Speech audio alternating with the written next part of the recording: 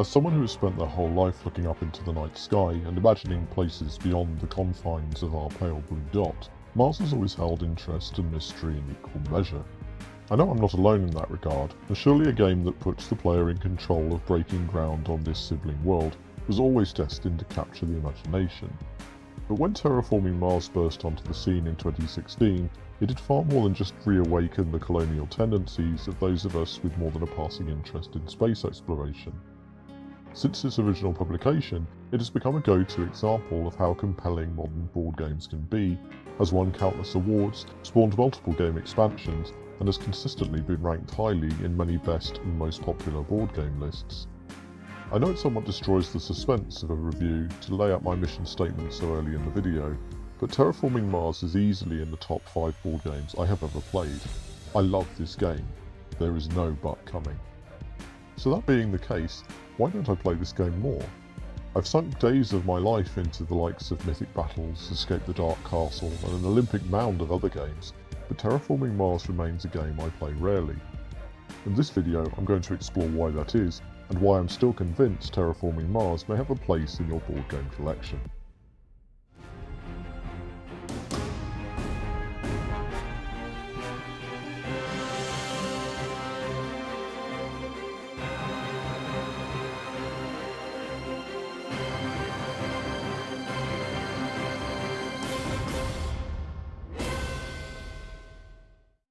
In many ways, Terraforming Mars creates the same joy as a good deck-building game, with each player seeking to optimize their own in-game engine in order to generate points faster than the other players.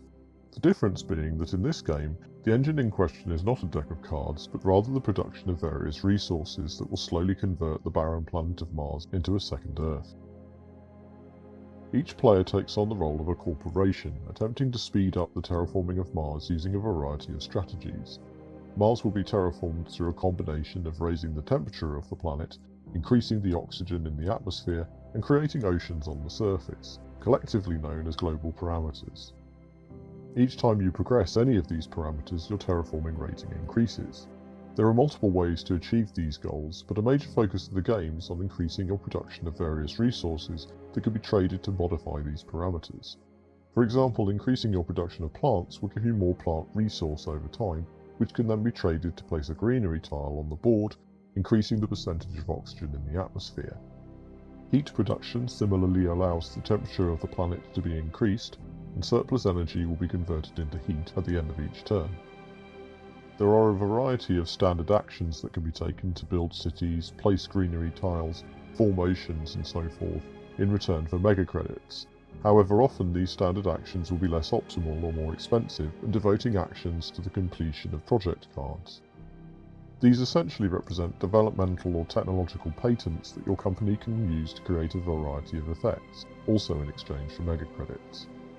In addition to cost, some projects have prerequisites, either requiring the planet to be in a certain state, above a given temperature for example, or for the player to meet a requirement such as having played similar cards previously.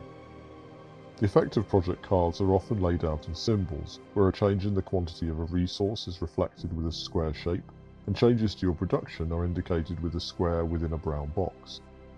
Additionally, most cards have one or more tags, which are sometimes a prerequisite to playing more advanced cards, and these are shown using circular symbols.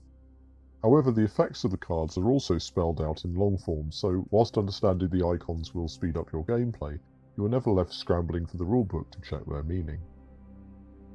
The cost of some of these cards can be reduced through the trade of steel or titanium, rounding out the resources you have available in the game and making production of these commodities advantageous. Each round, known as a generation, will start with a research phase where each player draws 4 project cards and will decide which to retain, costing them 3 credits each. Any cards not purchased will be discarded. Each player will then take it in turns to complete up to 2 actions from the variety available to them. If a player passes their turn without taking any action, perhaps having run out of mega credits to spend, they will no longer participate in that generation and must wait for the other players to do the same. Once all players have passed, the level of production they have in each resource will determine how many of that resource they get during the production phase. They will also get a quantity of mega credits equal to the sum of their credit production and their total terraforming rating at the end of the turn. The player order will then cycle clockwise and a new generation will begin. In addition to the standard projects and project cards, some cards, once played, will allow the player to undertake a once-per-generation action, essentially giving them an ongoing benefit. Players can also spend mega credits to claim up to 3 milestones, worth a points boost at the end of the game, for the first player to meet and pay for a given status, such as having 3 city tiles on the board, or to fund an increasingly expensive set of awards. These two mechanics are similar in that they both provide points at the end of the game, but whilst milestones always give points to the player that fronted their cost, awards will contribute points to the player who best meets the relevant criteria at the end of the game, creating a risk-reward judgment when paying for awards. At the end of the game, each player will count up their terraforming rating, points from awards and milestones, and any victory points secured by the project cards they have played. They will furthermore gain a point for each greenery tile on the board belonging to them, and another point for each greenery tile around their cities, regardless of who owns those greenery tiles. The player with the highest total is victorious over their rivals. Engine building games have a bit of a reputation for being less social than other board games, with limited interactions between the players and a focus on personal build, making it easy to feel like you are playing alone. Whether this is a bad thing or not is going to depend on your personal tastes, but I don't feel Terraforming Mars falls headlong into this crater. After all, if you allow your opponents to stray too far ahead of you in resource production or terraforming rating, this will have an exponential effect with each successive generation. The award and milestone mechanics and interactions created by project card effects and actions mean that it is possible to ignore your opponents, but definitely far from advisable, while certain project cards will allow you to take direct action to weaken the efforts of your fellow players. If this is still insufficient for your tastes, the game also includes rules for a draft mechanic, whereby the 4 cards drawn at the start of each generation are passed around the players, forcing you to consider what projects to prioritise or withhold from your opponents. That said, if solo play is your thing, the core rules also include a compelling solo mode, which pits players against the adversary of time itself by requiring Mars to be fully terraformed by the end of the 14th generation. This mode is a real test of your ability to create momentum in the game, and is surprisingly nail-biting. It is also not a terrible way of improving your skills at the main game, albeit some of the rules are adjusted for this mode.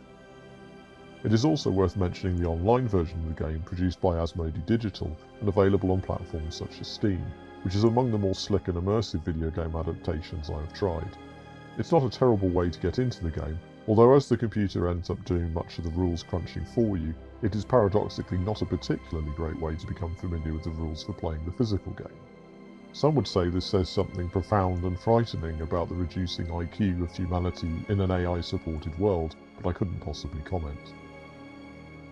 Terraforming Mars is one of the more detailed and rules-heavy games we have featured on the channel to date. Complexity is always in the eye of the beholder, but I think it's fair to say that while veteran board gamers will eagerly demolish the rule set, it is likely to be more of a challenge for new or casual gamers to assimilate. Our copy shows a 12+ age rating, and whilst it's hard to imagine anything in the game causing offence or distress to younger players, there is certainly a lot of mechanics for such players to keep track of. The publisher's estimated runtime of 90 minutes to 2 hours is probably achievable if those playing the game are familiar with the game and reasonably quick decision makers, but it is certainly very possible to exceed that time. Even if you don't, the game requires enough brain power for a second round in a given gaming session to be an attractive prospect only for the most devoted fan. Herein lies what is arguably Terraforming Mars' biggest drawback as a game. In a game where victory can rest on slim margins and your success is dependent on decisions made in early generations bearing fruit in later generations, keeping track of the rules and taking full advantage of your opportunities is important. However, even once you have fully wrapped your head around the rules I have already mentioned, there are seemingly dozens of little rules that supplement them. Where tiles can be placed and when, additional bonuses from oceans when tiles are placed next to them, and so forth. A good explanation of the game may still be more than casual players are likely to process, and a poor explanation will likely render it a horror to play. Just persuading someone new to take on a game like this is a tall order, especially if they're not necessarily captivated by the concept.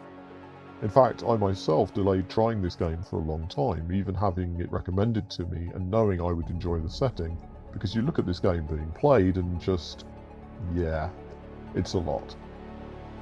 But not every adventure worth attempting is simple.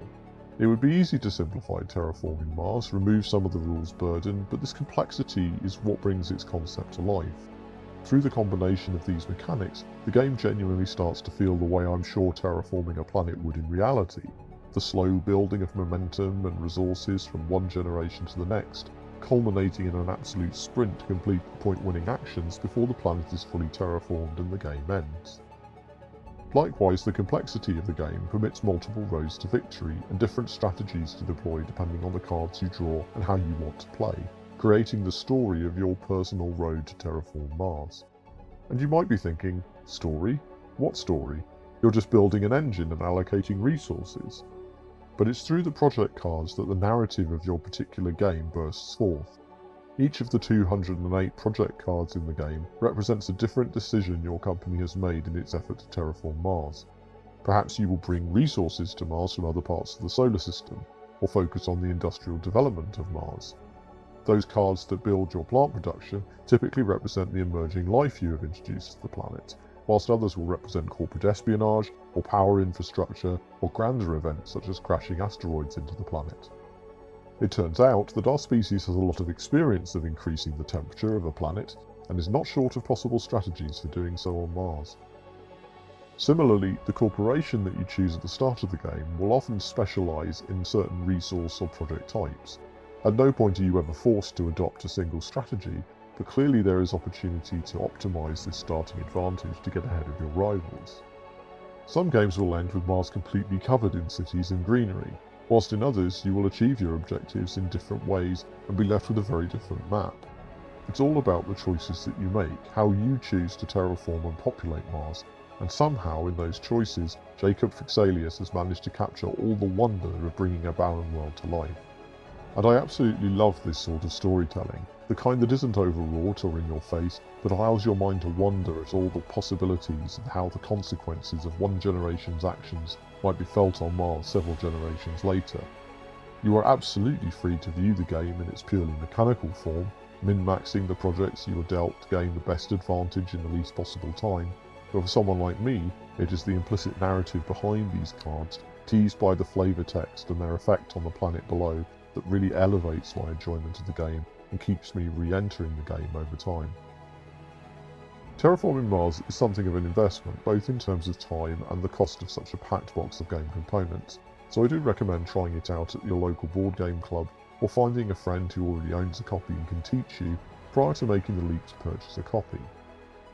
I also freely admit that it may take a little time to get the hang of this game, but after a few games of Terraforming Mars, or such was the case for me, the rules aren't really that complicated anymore.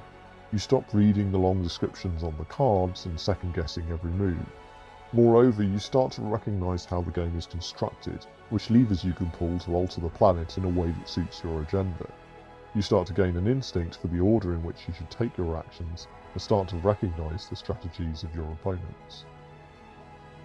I wish I played it more often, that it didn't appear so intimidating to new players, or that I had a regular group of similarly fanatical players that were prepared to put in the time to really mine the depths of its gameplay, because it scratches just about every itch I have when it comes to board games. And even as I say that, I know it won't be for everyone, and still more people will be turned off by the relatively high rule count and playtime. It isn't perfect, because nothing is. But so much love has been poured into the crafting of this game, and that comes through when you play. Every once in a while, you come across a game that from concept to components to playstyle is just perfect for you. Terraforming Mars is such a game for me. Do you love this game as much as I do, or is this game just not for you? Let us know in the comments. All views are welcome here when honestly and politely given.